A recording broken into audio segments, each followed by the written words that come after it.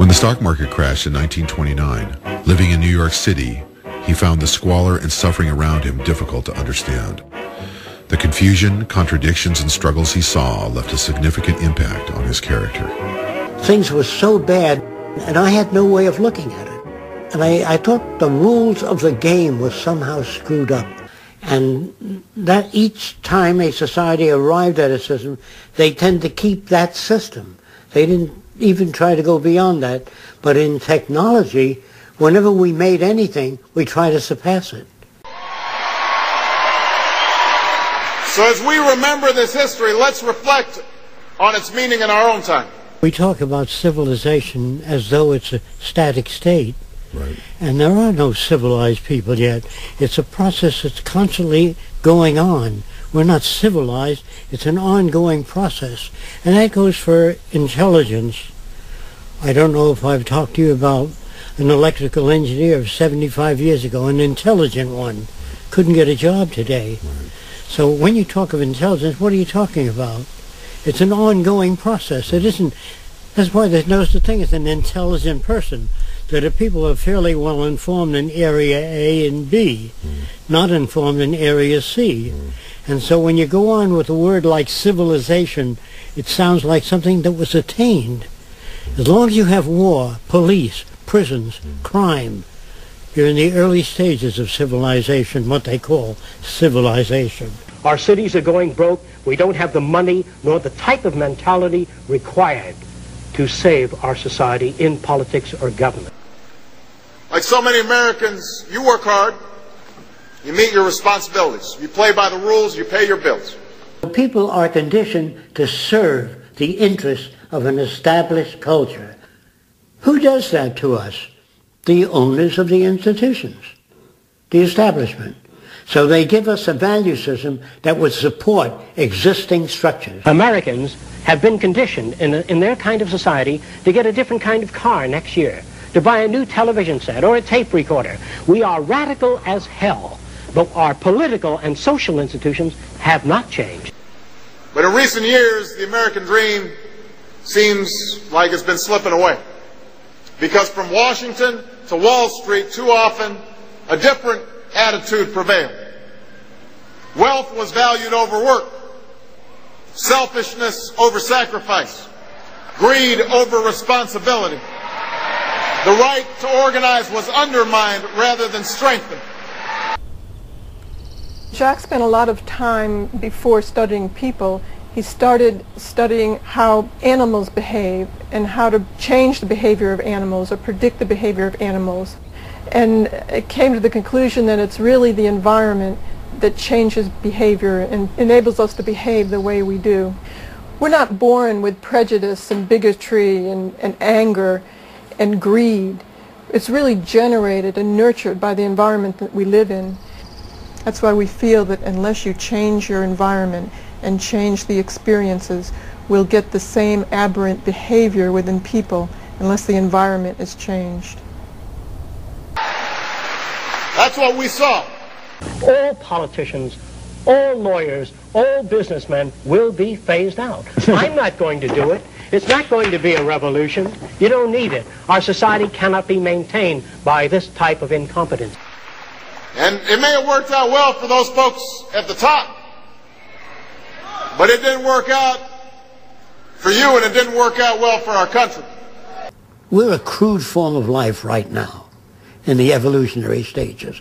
Our civilization, really, we're not even civilized yet. So after the world joins together and we are through with military systems, prisons, torture, hunger, poverty, deprivation, when that is gone, that'll be the beginning of a civilized world. We are not there yet. When there's a depression or a dip in the economy and a lot of people don't have money to buy things, there are still goods out there. There's still the ability to produce them. There's still the resources. There's still the farms, and people want to work and make things, but they don't have the money. They can't buy things. That culture and the policies that flowed from it undermined the middle class and helped create the greatest economic crisis of our time. So there's something terribly wrong out there. We have a great deal of the Earth's population starving and suffering, and the resources are there, our ability to produce is there, our ingenuity is there, yet some people have a lot and others don't have anything. And today that's really shameful with our technology. It's really very, very abusive and absurd, because we have all the technology today to produce abundance all over the world for everyone. You reorient the environment, that in turn reorients people. But if you reorient people without touching the environment, it'll slip back. The amount of superstition that a culture can absorb would be directly proportionate to the amount of information people have. So in the future, with adequate supply of information, more than that which is given today, considerably more, you don't have, knock wood, today's my lucky day, when your number is up, it's up. All that will disappear. To rebuild, to live up to the legacy of those who came before us, to combine the enduring values that have served us so well for so long, hard work and responsibility, with new ideas for a new century. So we don't need people in government. We need electronics in the field, production, distribution, weather, so we can come at home and find out anything we want to know without opinions based on folksy ways. The future by design is a self-regulated society governed by a cybernated system of supply and demand. Political systems are replaced by tabulating the input of information from the general population and delivering goods and services accordingly. The economic system is similarly based upon the use of all available resources in meeting the needs of the entire culture. The circular scheme or plan brings each district closer to the central dome, which contains the medical, food, shopping, everything else that people need. The circular arrangement makes it easier to operate using far less energy than any other system. And if you start at one end of the city and go through the city, you always return to the same place. Whereas in a linear city, you go to one end, you have to backtrack to get to the same point. Instead of motor vehicles in the city, all transportation is carried on by circular conveyors that we call transveyors. They move radially, circumferentially, and vertically. They serve the function of elevators, buses, conveyors.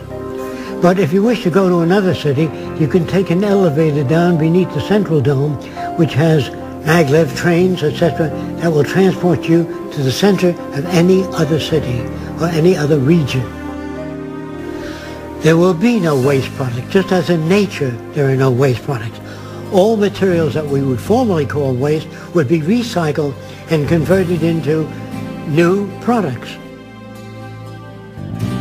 And that when the city hits a certain number of people, we stop the development and let everything go back to nature between this and the next city.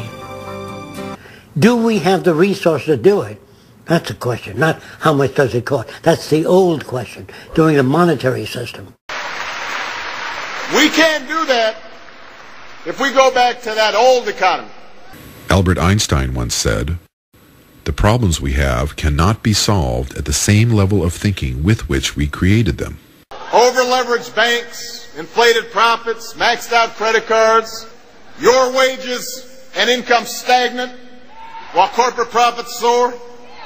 Money is an invention of convenience for purchasing goods and services in a scarcity environment. If there's a scarcity, say, of water, it is prized, and its price is high. If we find an abundant, suddenly the earth opens up, an abundant supply of fresh water fills every ravine, then nobody cares. There's only a policeman in front of something that people have need for and don't have access to. So you put a guard there. But if lemon trees or orange trees and apple trees grew all over the place, you couldn't sell it. Imagine, if you will, if you can, an island of 10,000 people with $10 billion on the island available. No resources, no arable land, no water, no fish. You have nothing. So what is the real value in the future? resources. So even as we recover from the recession, we have to build a new foundation for prosperity. Our language in the future will change to a saner language where we have no argument in it. They say, well, can there be such a language? There is. When engineers talk to each other, it's not subject to interpretation. They use math, they use descriptive systems. If I interpreted what another engineer said in the way I think he meant it, you couldn't build bridges, you couldn't build dams, you couldn't build power transmission lines. The language has to have meaning. That's why when a doctor writes a prescription, if he prints it, it's the same all over the world. So that we never have a crisis like this again,